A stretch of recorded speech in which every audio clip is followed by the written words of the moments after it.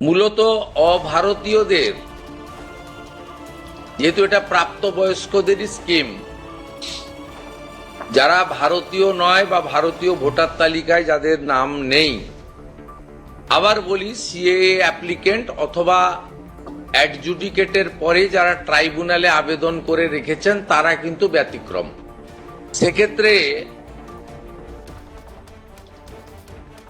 এই বিপুল সংখ্যক লোককেও লক্ষ্মীর ভাণ্ডারের টাকা দেওয়া হচ্ছে। তাই অর্থনৈতিক স্বচ্ছতা, পশ্চিমবঙ্গে বসবাসকারী আমাদের মা বোন দিদি যারা উপযুক্ত এবং যারা এই অর্থ পেয়ে আর্থিক নিরাপত্তা পান, কেবলমাত্র তাদের জন্যই এই স্কিম বা অর্থ দেওয়া উচিত বলে আমাদের বর্তমান মন্ত্রিসভা মনে করে।